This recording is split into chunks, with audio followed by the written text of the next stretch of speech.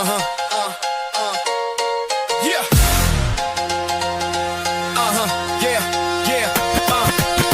Put on a suit, step up to the plate. Not looking for casuals, looking for debate. Fluent versus chill versus everyone. Break it down till the best one wins. More fluent every time we talk, that's never ridiculous. Let us hear your thoughts, walk. That's still the catchiest intro I've heard. Yeah, that's a Billboard top 10 right there. I'm just saying. It's the best. It's the best one I've heard.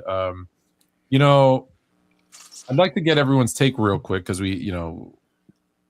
everybody knows what the show is. It's Fluent versus Chill versus everyone. You guys give us topics. The chat gives us topics.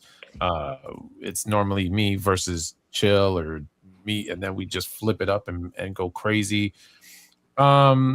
I put out a theory I have about the NBA logo. Ooh, I saw that. What are your thoughts?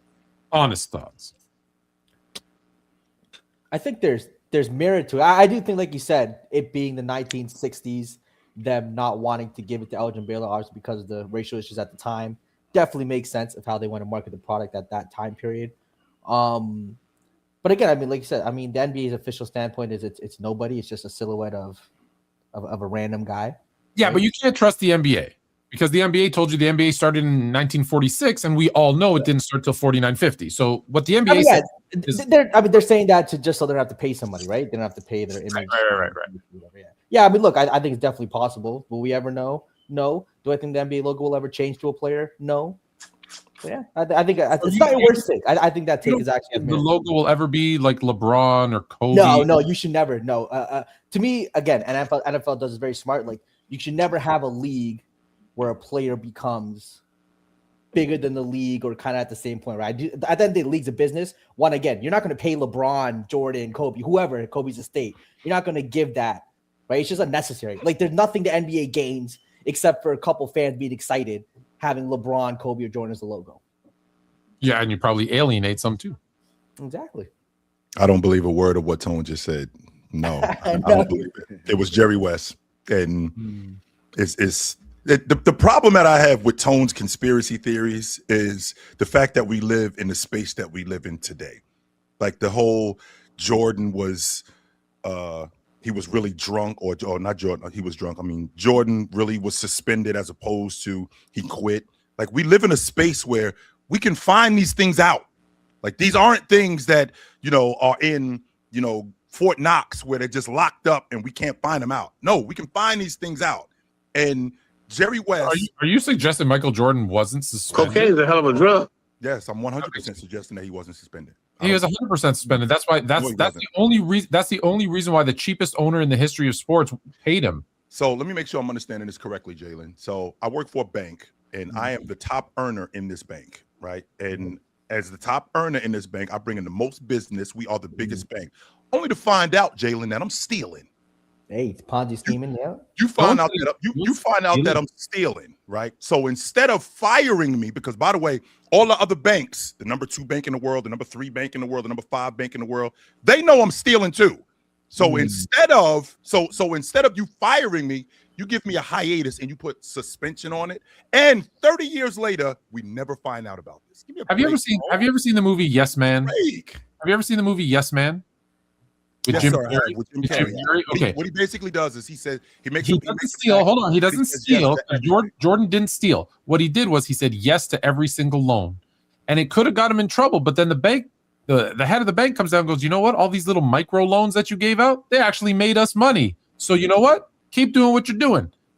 Jordan wasn't stealing from the NBA; he was still making the money, but they had to do something. I see Chill's point in the sense of, would there be too much information or somebody out there who would have known that would have came out by now?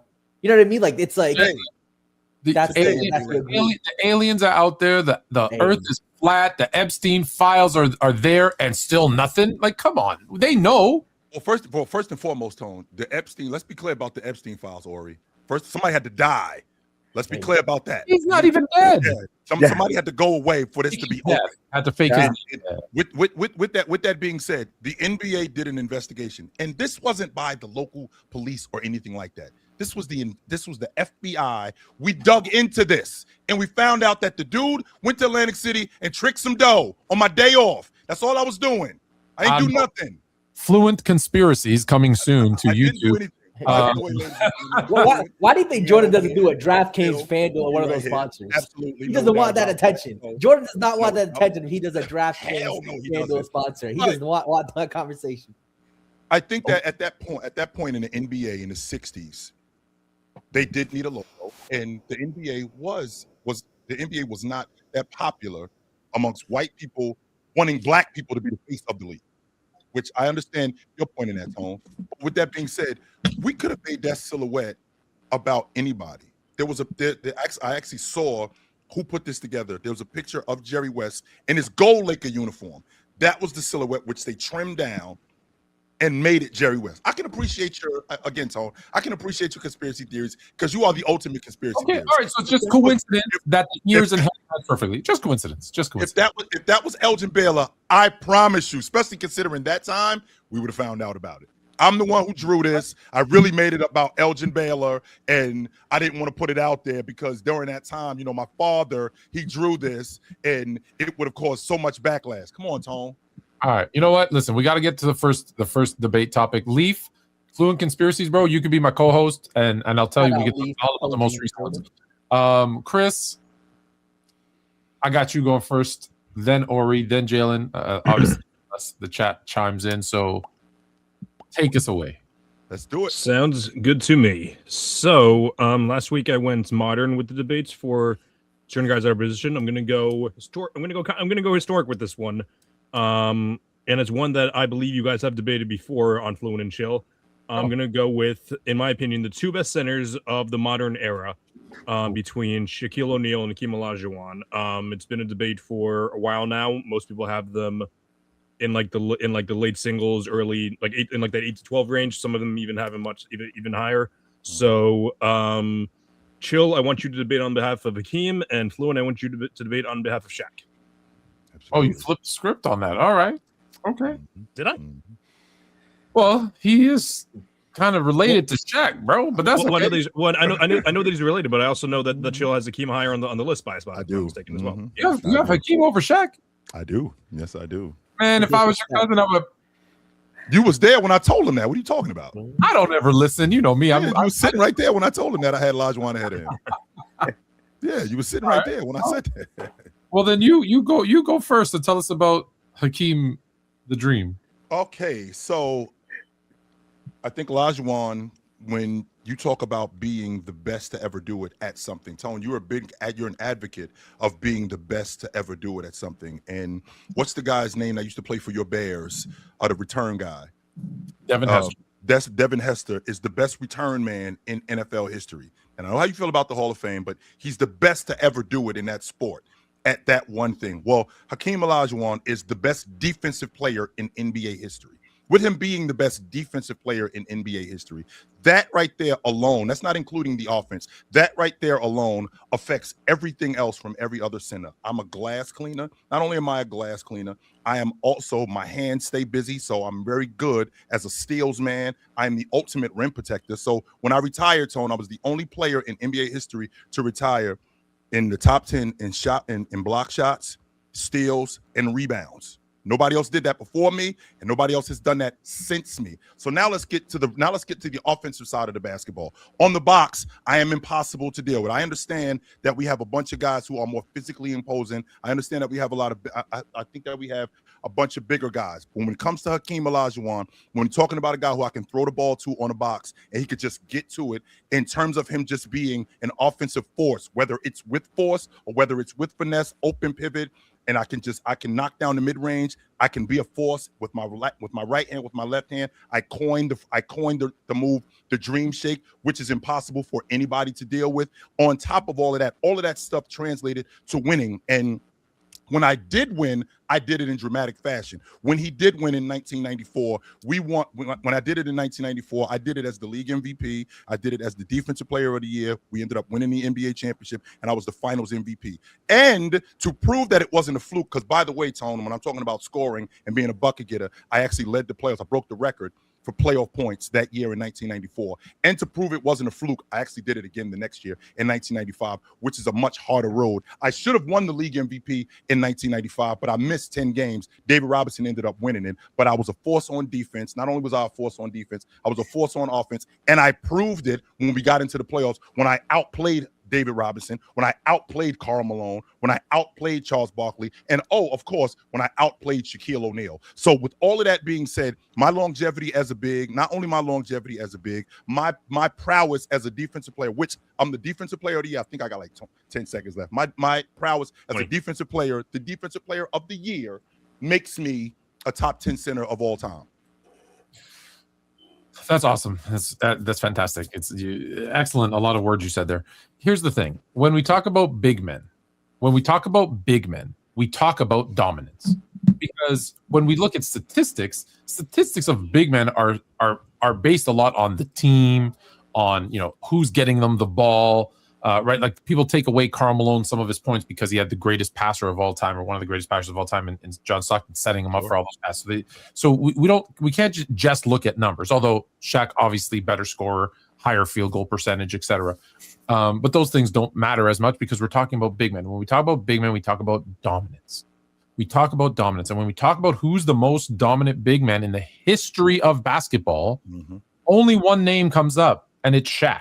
No one has been as big, as strong, as athletic as Shaq. People forget Orlando Shaq. They want to remember Celtic Shaq. They want to remember the big cactus Shaq.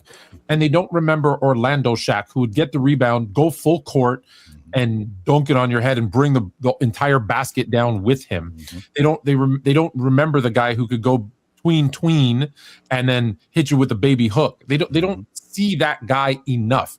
So here's a guy that came into the league when it was at its weakest in the 90s and took his Orlando Magic team very quickly in a couple of years to an NBA final.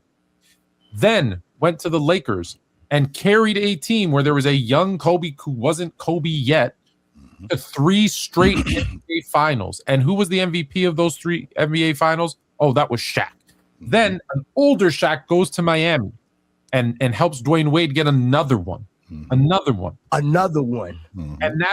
that's dominance. That's yes, sir. Hakeem came into the league and he had Ralph Sampson. Who did Shaq have? Yep. No Ralph Sampson. And so he wasn't even the best player on his team when he got there. And then he went to the NBA finals, and I believe in his second year, and then not again for what, a decade? 10 years. You're telling me the greatest center of all time, the greatest defender of all time? I think Bill Russell has a few words to say about that. That being said, the greatest center, as you're calling him, of all time, couldn't sniff the finals until the 90s when you had all these expansion teams. Jordan was retired, let's say, and out of the league. That's how he won his 2. I don't think we can go accolades on Hakeem. So if I'm looking at who is the most dominant big man in history, that's Shaq. He was bigger, he was stronger, and people do not give him credit for the passer that he was. He didn't have to lead the league in rebounds, but he was a menace. He didn't have a bunch of shot blocks. But how many people just didn't even come into the lane and give him a chance to block the shot? That's intimidation. That's what you need from your big man. And dominance over stats is why Shaq is over Hakeem. I think it's interesting, Tone, that you mentioned being the most dominant. I mean, did they not change the rules for Chamberlain because he was so dominant? I mean, I think we talk about a guy being dominant. All the rules that they changed were for Chamberlain. I mean, they didn't do nearly as much as they did for Shaq. That's number one. Number two, Hakeem Olajuwon and that Houston Rockets team, they went to the NBA championship in '86. They ended up getting back in 1994, which is 8 years, not 10 years. With that also being said, don't forget that I also had to deal with a drug problem on my unit that you didn't have to deal with, because we had actually handled the NBA champion Los Angeles Lakers the next year in '86. But then I had to lose all of my guys because we had drug problems, guys like Lewis Lloyd, right? And now I'm getting back to the NBA championship with Vernon Maxwell, Kenny Smith, Otis Thorpe, Robert Horry, Mario Elie. These are who I'm taking to the NBA championship. And since we're on the subject of being a defensive prowess, Shaq didn't have to lead the league in rebounding. Oh, I did though. Shaq didn't have to lead the league in shot blocking. I actually did do that, though. In fact, I was the all-time shot block leader when I retired. Tony, I am the only player in NBA history who finished second in Defensive Player of the Year. Do you know I did not make the All-League defensive team? How ridiculous is that I did that? Shaq can't say any of this stuff. Able to lead the league in rebounds and blocks because no one was scared of you to come in on you like they were on Shaq. That's the difference. They were even scared to come into the paint. And you say the drug problem. Oh, sorry. Let's go back to your rules. How many rules did they change for Hakeem? Oh, none. That's absolutely right. None. And could they hedge and double team him? Was there any kind of zone? No, the zone was literally put in to stop guys from like Shaq. So actually, Shaq did have some rule changes for him because he was so dominant. They're like, we can't handle this dude. He's too much. So you know what? We're going to allow hedging. We're going to allow you to not play your man and come off your man because if Shaq gets you one-on-one, it's not fair to the league. So they actually did change a rule for Shaq. Now, if you're comparing against Wilt, that's a different conversation, but we're not. We're comparing to Hakeem, and Hakeem never had a rule change for him. He got the block shots because no one was scared to run in and test him. With Shaq, they did. They changed the rules for him, so I'm glad you brought that up. And the drug problems, please, just because you don't know about the drug problem doesn't mean his teammates weren't doing drugs. So that's just ridiculous right there. Just because they were dumb and they got caught in the 80s. So you have the most dominant guy who has people scared to come in on him, who they did change the rules for, who was able to take his teams. Oh, and by the way, last point, you bring up the 2 championships that he won. Only 2 teams in NBA history have led the league in 3-point attempts and 3-point makes and won championships. Who was it? The 94 Rockets and the 94 Rockets and the 95 Rockets. So don't tell me he didn't have help because you're saying these names that most people don't know because they were the only team in NBA history to lead in threes taken and made. That was why he won, not because of what he did. Impressive stuff, gentlemen. Wow. That was a tight one. That's very good. I'm still thinking in my head who won that one. It was a tight one. And if I'm being honest, a lot of what there were you said a lot of things I wasn't expecting, and there were some things that I feel like were left on the table too on both ends. So so obviously, Chill did a great job as far as it goes for bringing up the Dream Shake and how like that's like one of the in my opinion, I think it's the second most unstoppable shot of all time, or at least move of all time outside the skyhook. Chill did a great job, Fluent did a great job bringing up how Hakeem didn't make it back to the finals for close to a decade. This really is a tough one. I Love guess You can say tie. Hey, you want to give a tie? You can say tie. You can say tie. No, it wasn't a tie. No, It was somebody was better. No, One of us was better. One of us was better. Yeah, and he just took off his glasses. So Put them back on because I can't see y'all. oh, I've said Pressure's this on. countless times. Here goes. okay. So I guess I'm gonna yes. So when you bring forward a debate, I feel like one of the things you have to focus on is staying on topic while also showing like a bit of versatility as well. And I feel like Fluent did that the best. So he showed the versatility and expressed his dominance. He expressed the longevity aspect of it, showing that the consistency without the accolades. And the staying on topic, the one thing that I feel like hurt Chill in the end, and Fluent did a good job in calling him out for it, was mentioning about how Will Chamberlain was brought up like that. The rules were changed, and that would have been good for Shaq versus Wilt, but it wasn't good for Shaq versus Hakeem. So it is Fluent by a hair. Nice. I guess I gotta go By a second gray here. hair. Yeah, right.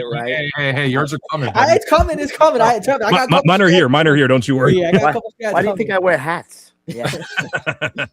Embrace it, guys. Don't be But scared of the snow. I gotta say, yeah, baby, I'm pepper embracing and mine. salt. I'm embracing it for sure.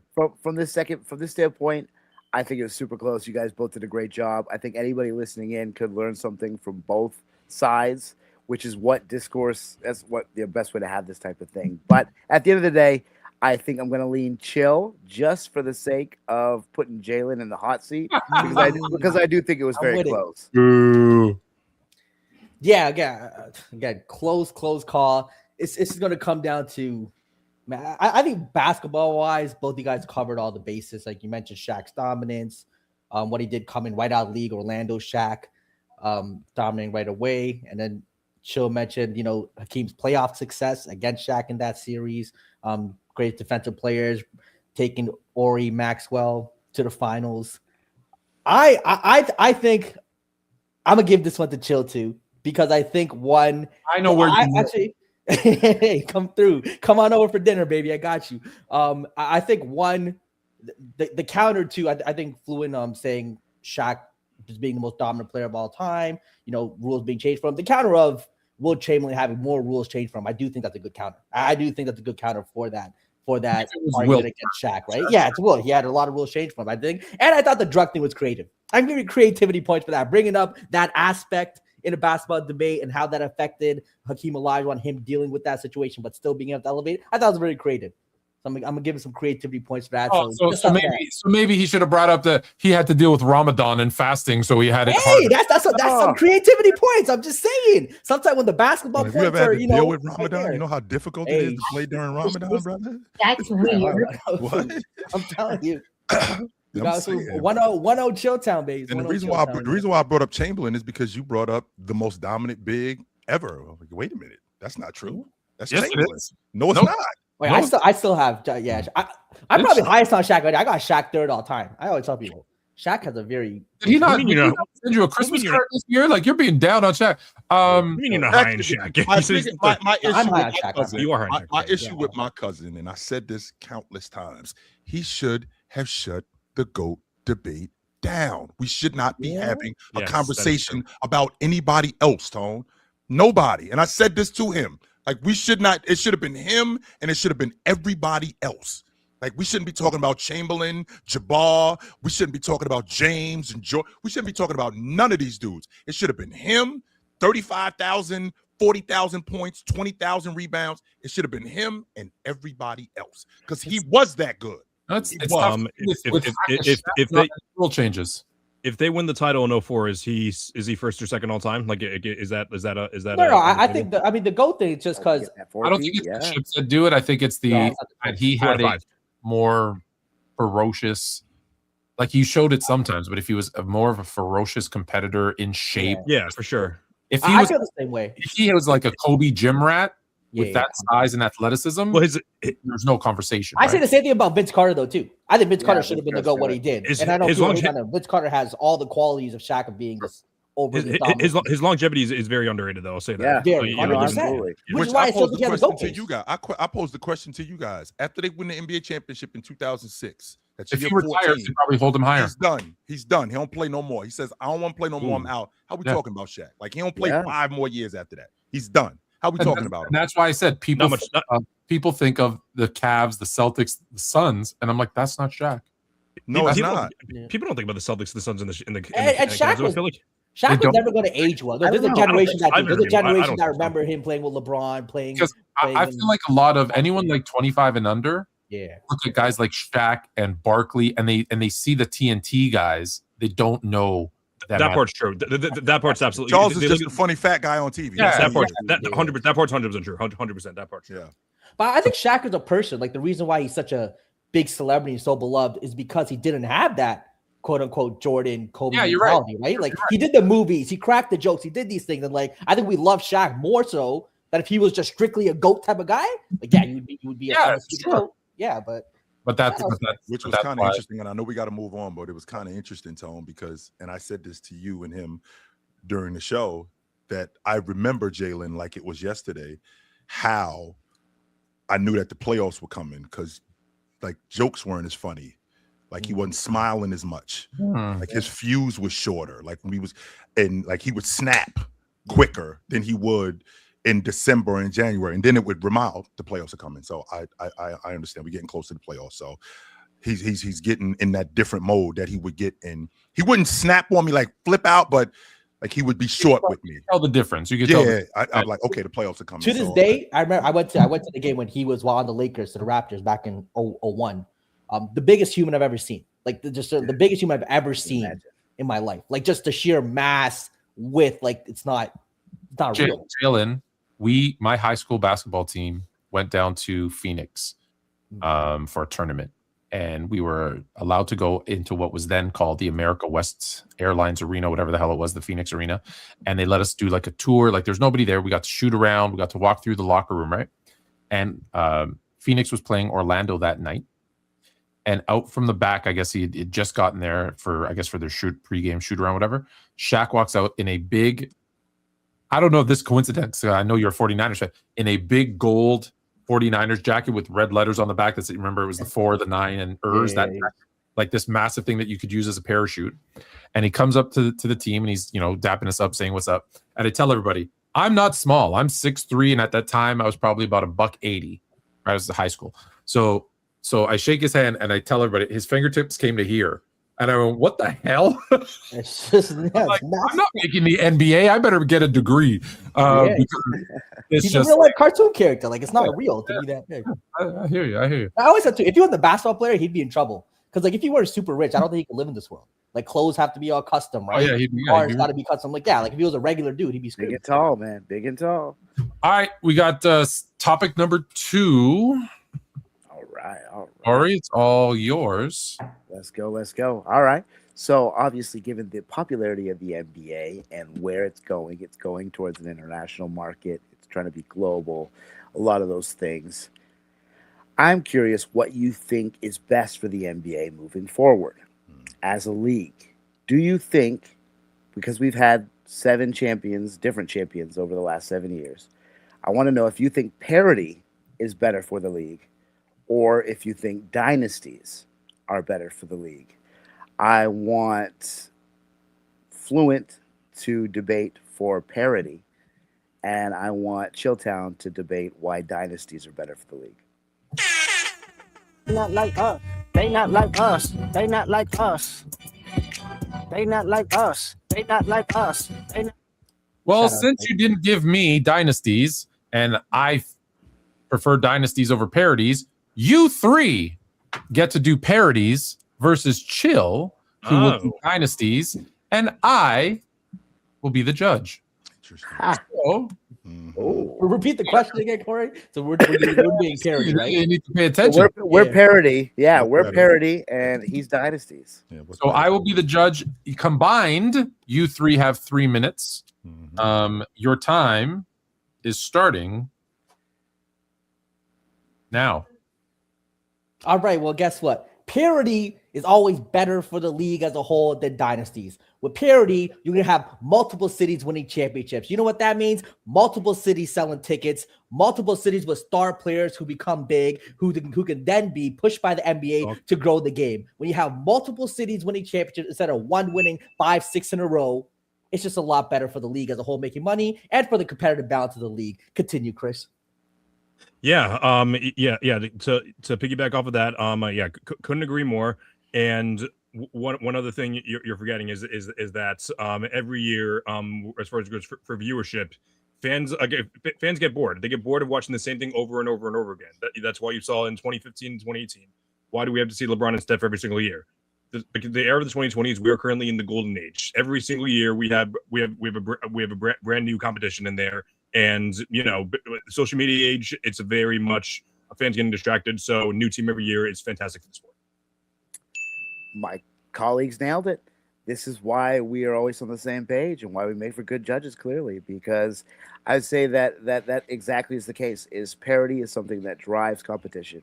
And in its base form, it's going to get mid-markets to be seen. It allows for the chances for teams that may not ordinarily get a shot to be seen, to be in the national market, to be in primetime positions. And that has to benefit the NBA because then they're in a position where they're not just pushing certain franchises and rich franchises. It allows them to push the entire product as a whole, which I think, to the benefit of everybody, is going to make the product stick out more. It's going to continue to globalize it. And at the end of the day, it's going to bring the most eyeballs. So, yeah, I think parity is important for the league and is big when it comes to how far this league will get. So you guys still have a minute. So I got a minute left to go. Okay. Well, we're just efficient, barely. You can concede your minute or you can take it. Hey, we ain't conceded nothing. Okay. All right. We got parity. You know what? You know what league has great parity? What league is currently the #1 sport in America? 100 million viewers in their Super Bowl. It's the NFL, baby. The NFL has high team turnover every single year. While the NBA is falling behind in ratings. And you know why? Because sometimes they get sick of seeing the same people every single time, especially a guy like SGA. If they're going to make the finals again, foul baiter, going to get to the rim, not exciting, right? No one wants to see that. The Boston Celtics, Jaylen Brown, Jason Tatum, it was cute them winning one championship. We don't want to see them winning 2-3 in a row. We want to see the New York Knicks and Jalen Brunson. We want to see them win a championship. Maybe a guy like Donovan Mitchell making a run with Cleveland, bringing them another championship. Anthony Edwards making a run, winning a championship. We want to see guys elevate the teams that they're on. We want to see superstars step up to the plate. We want to see star after star battling each other out every single series. We want to see Vince Carter and Allen Iverson again, right? There it is. All right, Chill, you have 3 minutes. The topic is what's better for the NBA, dynasties or parity. Yep.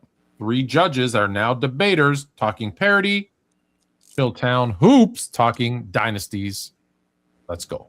So, Tone, let's clear up a couple of things. Number one, pro football is about violence. That's why people watch. I mean, you could talk about it being in terms of parity. I think it's more about violence than it's about parity. People love that. That's why the stadiums are as big as they are. That's number one. Number two, you talk about the underdog in terms of parity. You don't love the underdog because last season, I think that the Indiana Pacers, Oklahoma City Thunder's finals was one of the lowest rated finals in NBA history. And the reason why was because of the stars who we did not see. Now, Tone, I want to rewind the clock back to the 1980s when the NBA was about to be bankrupt. And then shows up Larry Bird and Magic Johnson show up. And now Magic Johnson is in the NBA championship from 1980 to 1989. They were in the NBA championship 7 times. The Boston Celtics were in the NBA championship from 1980 to 1989. They were in the NBA championship, I believe, 5 times. And that was from 1984 to 1989, the NBA was at its highest in terms of rating. They had revitalized that. Nobody cared about the Philadelphia 76ers. Nobody really cared about the Bulls. Even though the Detroit Pistons had won the NBA championship,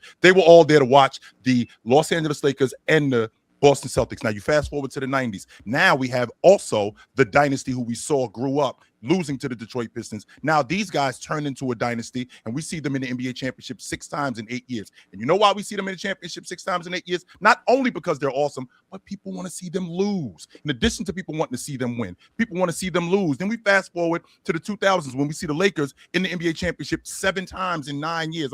7 times in 10 years. As good as they were, they wanted to see Kobe Bryant not just win, but there was also people who wanted to see him lose. There's a reason why when LeBron James was in the NBA championship 9 times in 10 years, and then in that 18-19 season when the NBA Finals was the Toronto Raptors and the Golden State Warriors, finals ratings dropped almost 50%. Why? Because that familiar face wasn't there anymore, as opposed to these new guys. You guys talk all the time about how important parity is. You guys talk at parity. When I think about it, it sounds to me like the underdog.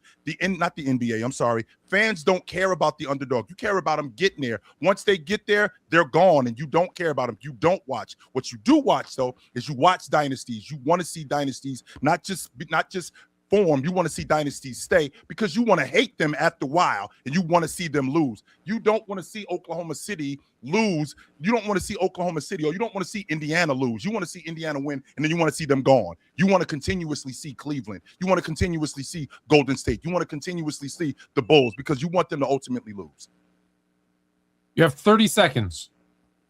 I'd like to know, as far as it goes for the discussion of you guys want to see this and you guys want to see that. I don't know about this, but the day that Kevin Durant joined the Warriors, the league was not, the fans were not excited to see that. The day that Kevin Durant left the Warriors, everyone was psyched. Everyone was psyched about the brand new parity around the league. Everyone was psyched. And the thing is, Chill. One of the problems with your argument though is that the reason why those ratings were down when Indiana Pacers were there is because the NBA doesn't push stars in these smaller markets. They have this idea of pushing 1, 2, or 3 stars. They could have pushed Tyrese Halliburton. They could have put him in commercials. They could have put him in situations where they push him as one of the faces of the league, and their ratings would have been higher. The NBA has to do a better job of getting these stars of these mid-market teams, so the ratings will be fine even when the parity is high. Ori, Last time I checked, you have 3 seconds, Ori. You have 3 seconds, Ori. Yes, LFG. These guys are right. They know what they're talking about. Jay, 30 seconds, go. Last time I checked, Cleveland was not a major market, but I'll tell you one thing, you know who was having eyes on TV? Your eyes were on the TV because of LeBron James. That was 100% going on, right? San Antonio was not a major market, but your eyes were on the TV because of those guys, absolutely. And the NBA actually did a good job at pushing these guys. And since we're on the subject of Kevin Durant joining the Golden State Warriors, people were psyched to see them lose. That's why they were watching. It wasn't just because Kevin Durant did a quote unquote sucker move. We're gonna watch because we want to see this fail and it be the most ridiculous failure in NBA history. We don't want to watch them win. No, we want to see them go down in flames. And when the Toronto Raptors ended up beating them, which they did, everybody was extremely happy about that. It wasn't, well, Kevin Durant got hurt. It was, this is what happens when you join a super team. This is what happens when you get on a crew like this. You end up going down in flames. And I think people wanted to see that, which would explain why the ratings were what they were. Whew. That was a good one. I like that one. I'm gonna watch out with Fluent and that flip button. Flip button. Oh, Flipping the judges. Yeah, it's the second Tony episode in a row. Like, He'll just push you in the ring, won't he? He'll just straight push you in the ring. I gotta make sure what I ask every time now. Let me stretch first or something. You know, if you're in that circle and we dance and you're going in the middle. So let me start off by saying a couple of things. Because I want to put it out of the way. I promise you, I dinged and I scored each good point that I have. That's how I do it. So it's right here. That being said, the reason I took myself out of it is because you gave me parity, and I think parity is the absolute worst possible thing for any sport, because I look at every sport, and when there are dynasties, that is when their viewership is at its highest, when its global kind of sales are at their highest, and when they're making the most amount of money. Because when we talk about parity, just think about it. You guys all, not you guys all, but you, the general public, always says the 70s sucked. Look, they had a different winner every year. Look how weak it was. Well, now we have a different winner every year, and because it's your era, I'm talking about the younger people. Oh, look at the parity. It's so great. No, that's not what you want. It's not what you want. Because when the Cowboys and 49ers in football, since you used football as an example, when they were running the 90s, everybody loved it. They were either, when the Yankees were so good that everybody loved the Yankees, or, oh, they were the evil empire. We gotta take them down. That's what they want. People want a hero. People want a villain. You needed Hulk Hogan, but you needed the Iron Sheik just as much. And Nikolai Volkov, the Hak Tui to the United States. You needed that yin and that yang. And with parity, you don't have it. Now, I wish you would, guys, you kind of went on the football thing. I wish you guys would have said, like, look at the NFL. Every season, I think Jalen started to touch on it, but I don't know if that maybe you ran out of time. Every year, every team thinks they can win, and they buy a bunch of tickets, and they go and they check. But the difference is in football is, well, there's only 16, 17 games, and every game means something. When there's 82 games, it takes away. So that being said, Chill hit on a lot of the points, and I had it super close. Like, I literally have 17 to 15. 17, that's how close it was, because both of you teams, I guess, made really, really good points. 17-15. Fluent's decision goes to... That's not ridiculous. That's not the ridiculous. Hilltown Hoops. Just so you know, Jalen. Just so you know, Jalen. Not because I agree with the point. Not because I agree with the point. There you go. Just so you know, Jalen, in the 100-yard dash, like, the winner wins like 9.69, and the second place guy comes in like 9.71. Oh yeah, it's like milliseconds. Yeah, Right. it's not like this ain't Usain Bolt. Yeah, it ain't no, Usain Bolt. Like, that's how we win it. That's an event. I mean, that goes back to Dynasty. Like, that event is lost its luster without Bolt. Might be harder Like, with that event- Yeah, 100%. Yeah, the That 100-meter was dash is the not Jerry what it Seinfeld was. joke, right? It was like this is first place, everyone knows you, and then this is no one gives a crap. I used to watch the Like, Olympics specifically because of the 100 and the 100-yard dash and 110 meter, the 100 meters and the 110 meter hurdles. That's why I watched the Olympics. It's because everyone can relate to it. Like, everyone's been at school, in the schoolyard at lunch and recess, and you race your friends, right? And then you see the fastest, and being called the fastest guy in the world is pretty cool. Like, you're legitimately the fastest. I also think it's the ultimate flag. Like, when you talk about like teams, Tone, and you're talking about winning in football, like, you need a bunch of things to go right. Tone, I'm faster than you, and I'll prove it right here, right now. Yeah. I can run faster than you, and I'm going to prove it right here, right now. I don't know if any of you watch Seinfeld. Of course. I'm more of a Friends guy. So there's an episode of Seinfeld where his old nemesis from high school comes back, and he's like, oh, he beat me in this race, but he cheated. He got a head start and no one noticed, right? Mm-hmm. And eventually Jerry does admit that he did get a head start and he noticed, but he says he had that race, he won it, and because he won it by such a wide margin, everyone just called him the fastest guy. Like, the track coach was begging him to be on the team. Other people were begging him to race. And he goes, no, You know how fast I am. And then he goes, and then the myth of how fast he was just grew and grew and grew, and he never raced again. That's how important it was that he was the fastest kid. Then he raced again. And then he raced again and again cheated and won. All right.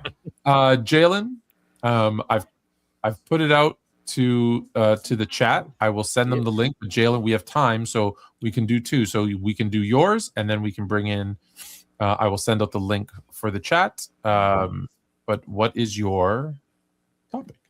All right, we're gonna go. Which of these guys who were number 2 options on championship rings would be the best if given their own team? Right, these are guys who had to take a step back. I think sacrificed for the team, but I think everyone realizes that if they're given a team, they can do well. So we're gonna go with Manu Ginobili for Chilltown, and for Fluent, we're gonna go with Scottie Pippen. Okay. Absolutely. And who's going first and second? So, Jalen? Okay, go ahead.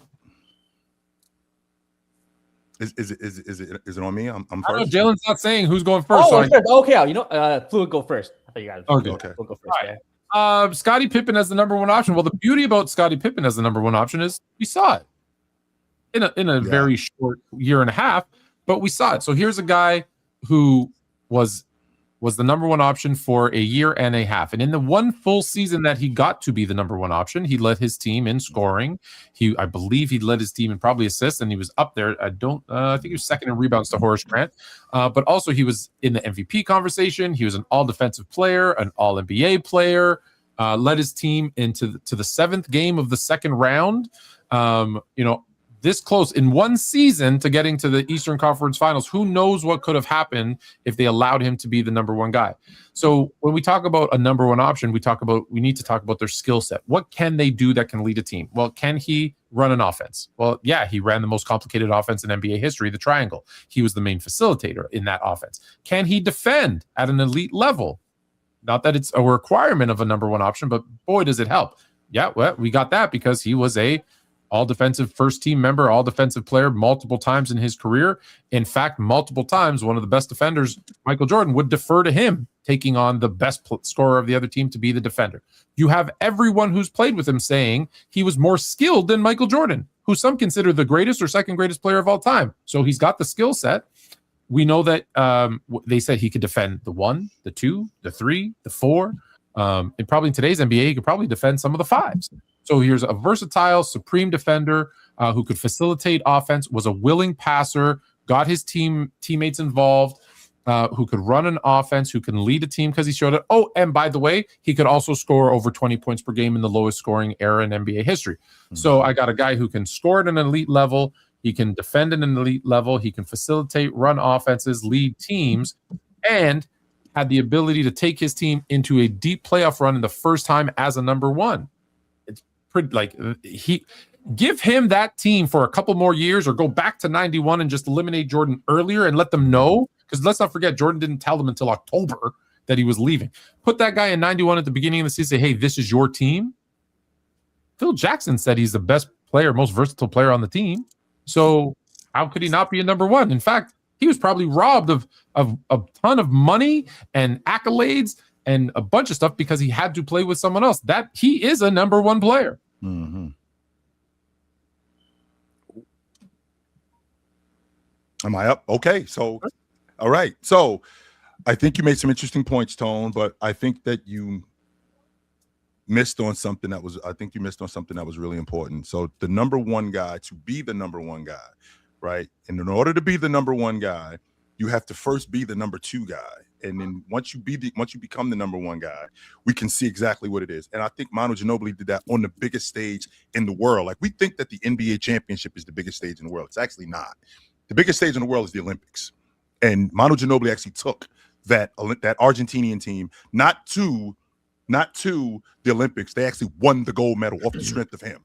Now, when he's in San Antonio, he's showing all of us that as a rotation guy, I can be the main facilitator. I can be the main bucket getter. I can make a legit argument right here, right now, that in 2005, Manu Ginobili should have been the finals MVP, as good as Tim Duncan was. Manu Ginobili 100% should have been the finals MVP. They had, why am I drawing a blank on his name? I'm still with you guys. Now I was about to call him Torian Prince. Tayshaun Prince, I apologize. Tayshaun Prince had a hell of a time trying to deal with Manu Ginobili. Manu Ginobili's ability to get downhill, get to the rim, not just ability to get downhill, get to the rim, be woven into that offense that they had, and get buckets, not just get buckets, but get everybody else involved within the flow of that offense. He wasn't doing anything out of his character. He wasn't doing anything extracurricular. He was actually doing it within that offense. On top of that, we move from him being one of the best rotation, if not the best rotation player, to 2008 after they won the NBA championship. So we go into the Olympics again, and there's a conversation that he's the best two guard in the world. They don't talk like that about rotation guys. They said that he's the best two guard in the world. Now, don't get me wrong. Both Dwayne Wade and Kobe Bryant put an end to that. But the fact that I am that good as a rotation guy, what does it say about me if I was given my own unit? How good I am as a transition player, how good I am at finishing around the rim. I only average off the bench at my best. I could give you 20, 22 a game. I could give you that. Now, if I got my own crew and we're running the offense through me and me being a solid defender, I can be an anchor in terms of a perimeter defender. I absolutely can do that. I didn't have to do that because we had Bruce Bowen on the team. I didn't have to do that because we had Tim Duncan on the team, which enhanced my skill set. But if I was the guy, we already seen what I could do because you've seen me on the biggest stage in the world, which is the Olympics, and I actually took Team USA to task. I took all of these other teams in the Olympics to task, and we actually won it, and I was the man. We can't say that about we can't say that about other people that are number twos. But Manu Ginobili, on the other hand, I think he has a legit argument for being a number two, but could be a number one and could take a team further into the playoffs, and not just into the playoffs, but to the NBA championship. The difference between a number one and a number two and a Manu Ginobili who's a number six is exactly what you're talking about. This is why you had to go to the Olympics, right? Because you have to go to lesser competition.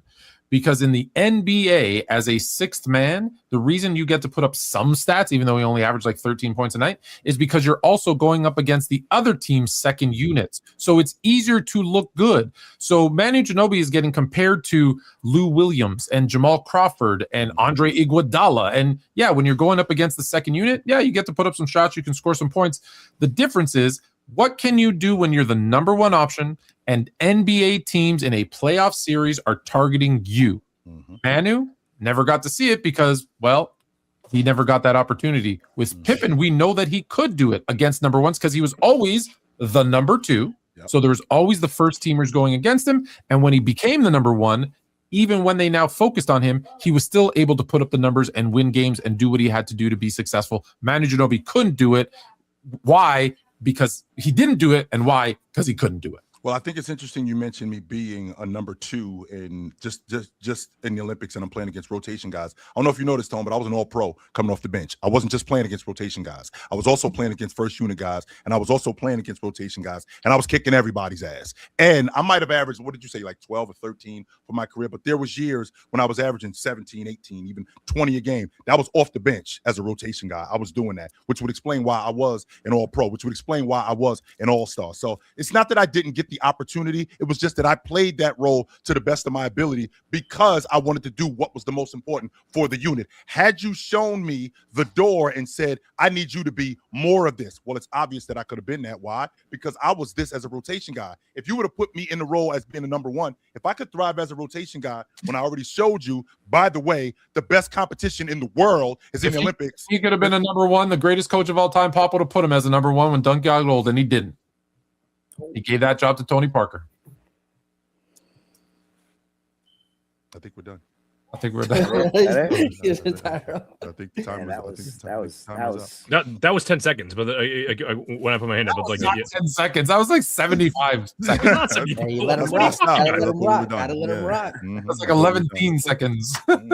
Questioning my credibility as a timekeeper is. Real nice, yeah. I lose track. Listen, when I was keeping track on you guys, I was listening. I wasn't watching the clock, and then I was like, "Oh, oops." Yeah, but you're old. So it's understandable why you do that. Fair enough.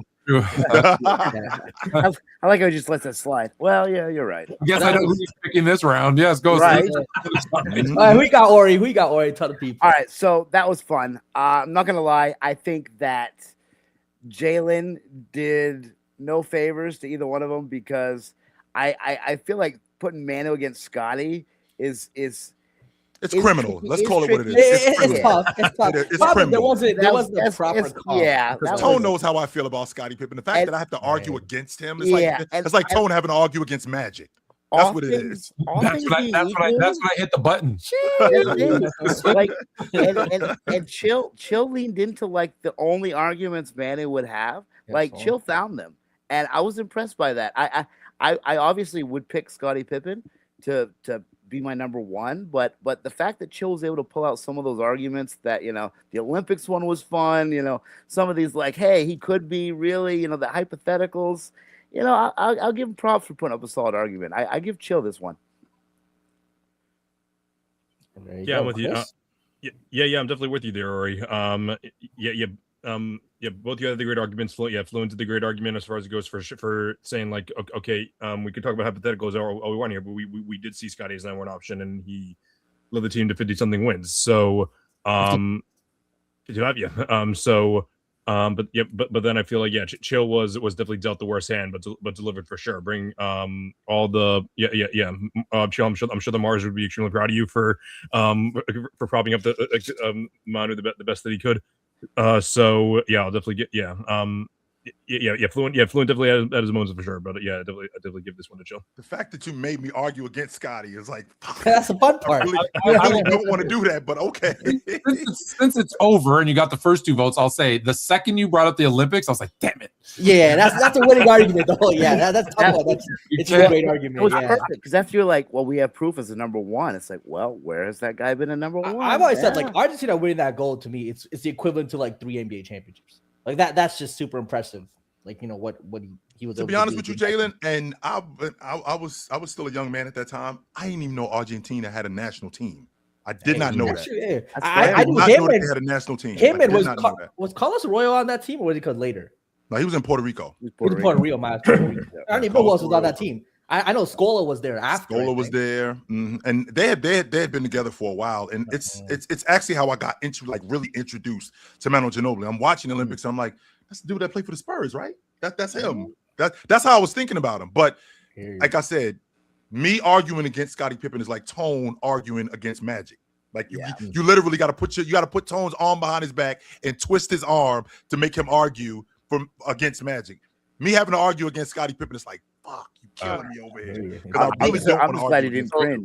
So Jalen, would you have picked Chill as well? I'll probably I would have picked in that case, Joe is gonna come up and save us from this nonsense. Hello. Joe, what up? Hope you guys are good. My topic is that Jason Tatum overall around the league is seriously overhated for no true reason. And I'm going to be talking about not just like outside of basketball, but also inside basketball. And Fluent, you're going to be going against that he's not overhated. We're talking Jason Tatum? Yeah. Okay. So am I going first? You up first, Jay. You're going first, yes. You have the burden of proof, my man. You are the prosecution. Yeah. Tell us why Jason Tatum is tell us why he's so hated. Okay, Jason Tatum is overhated simply because of what he does outside the court. It's maybe the few cringy quotes, or maybe it's the corny poses after he won a chip. Bear in mind though, this guy doesn't get hate for this game, and I want to bring up some stats actually about Jason Tatum, which never gets brought up about why people hate him. In terms of rookies, he is second all time of rookies of points scored in playoffs. First guy was Kareem Abdul-Jabbar, one of the top centers of all time, in my personal opinion. This guy gets hated for no real reason, and I think it actually drags down his reputation as a basketball player, because we can talk about stats and we can talk about that's what people don't do. People don't talk about stats when it comes to this guy. They just talk about what he does more off the court. He's getting hated, and he's getting close to now to coming back. People saying he's not going to fit this team and that he's going to bring this team down. You're already hating on this guy, and he hasn't even stepped foot back on the court. The treatment that this guy gets, it's unfair. No other superstar, maybe other few, get this sort of hate and this sort of unreasonably backlash towards. The guy's coming off an Achilles injury, and we're already getting talks that he's going to ruin Jaylen Brown's performances. He's going to ruin the entire Celtics roster. The chemistry's not going to be messed up. Give the guy some time. Dame Lillard hasn't played a game this season, and no one has said a word until he got brought him in the 3-point contest. So why is it that Jason Tatum, or because that he has maybe a few cringy comments and a few corny poses every time when he won a championship, that you have to constantly bring this guy down? He's a great ethical hooper. He doesn't do anything wrong on the court. He's not like Dawes, who constantly fouls guys, tries to injure them. He's a good player, shows respect, and for his career, he's averaging 24 points a game. He's assisting well a 4 assists a game, and power forward, that's not bad. And he's an NBA champion. He's a 6-time All-Star and a 5-time All-NBA. And he doesn't cause no problems for Celtics or for any other team really. He didn't do much wrong, and I think he gets overhated for simply the wrong reasons. So here's the thing. When we say hate, we use that word, and in most cases, it's because we're way too sensitive. The second someone gets criticized, the second we point out something that he doesn't do well, because yes, there was some cringy poses. There was when he won the championship, when he was like, what am I going to do next? Like he just regurgitated other people's final lines. That criticism isn't hate. That's justifiable criticism for a player. And that's okay. You're allowed to criticize him as well as applaud the things he does well. That's not hate. Why I know he's not hated? Well, one, you mentioned it. The media doesn't hate him because in his 8 seasons, 5 times he's got an MVP votes. 5 times he's been an All-NBA player. 5 times he's made the All-NBA team out of those 8 years. Obviously, his first 2 seasons he didn't. So the media doesn't hate him. They love him. He's a media darling. What about fans? You say fans hate him. Well, are we just sensitive and we see the guys who talk bad about him? Are people buying his jerseys? Yeah, he's in the top 5 to 6 or 7 in jersey sales every single year he's in the league. So do the fans hate him? Is there really that many people in Boston? No, right? So people around the world must be buying his jerseys if he's in the top 5 or 10, which he is every single year. So the fans don't hate him. The media doesn't hate him. So who exactly hates him? Oh, okay, Laker fans. Sure. Okay, no problem. We're Laker fans. We're meant to hate. We're meant to hate Jason Tatum because he wears green. If he were to come to the Lakers, or if the Lakers would have drafted him like they should have, we'd love him. So I think the hate isn't actually hate. It just might be, Joe, unfortunately, in your own head because he's getting criticized, rightfully so, and it's a little bit of sensitivity to our best player on the best team, which, by the way, let's be very clear. He is the best player on the Celtics. No matter what Jaylen Brown does and no matter who wins the finals MVP, right? Whether it's statistically, I think Tatum led in every single damn category, minus maybe 1 or 2 in that NBA finals. He had every right to be the finals MVP. Jaylen Brown won it. That's not hate. That's just, hey, this guy had started the series off better. Let's be honest. That was the difference if Jason Tatum started it poorly. So if I'm going to say the most hated player, can I name other players who are hated more? Yeah. I can name LeBron James, Trae Young,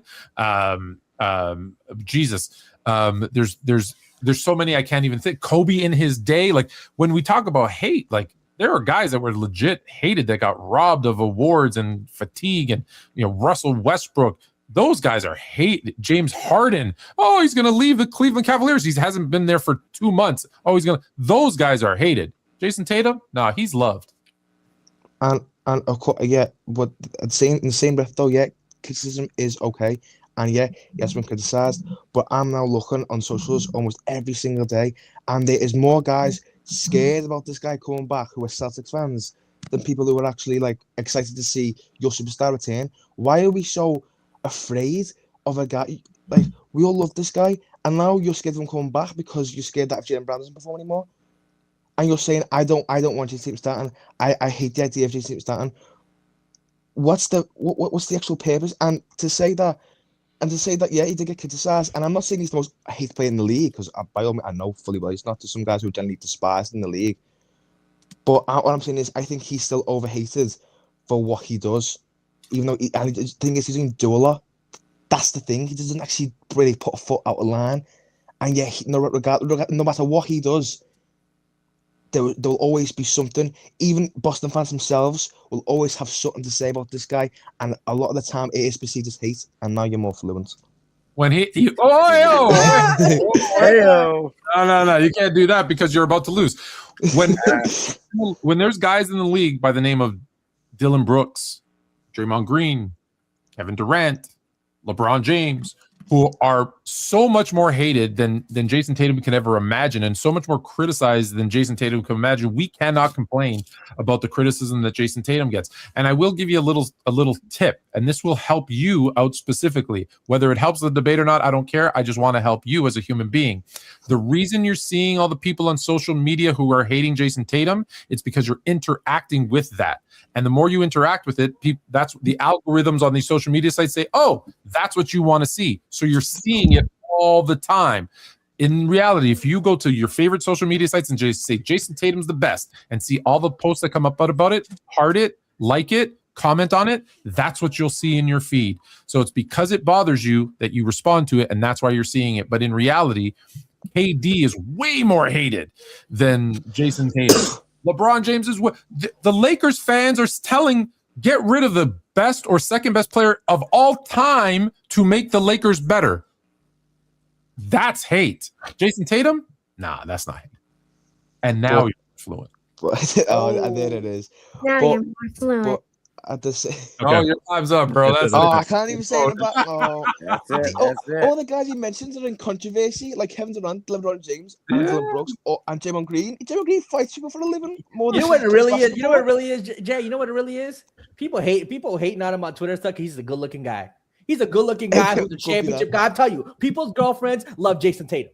He's a good-looking guy. I'm telling you. Yeah, they mad their brothers would leave them for him. You know, I'm telling you, it's a light-skinned hate. They see a good-looking brother out there, and they're just gonna hate. I'm telling you. That's what I legitimately think it's one of the things. we're overtime. Sorry, we're overtime, so we got to be quick. Jalen, your vote. Oh yeah. I'm Fluent. I think just cover more bases. I think Jay, you were. I mean, I do agree with some of the points, but I think you could have got a little more detail into the Jason Tatum hate. Chris. That one was good.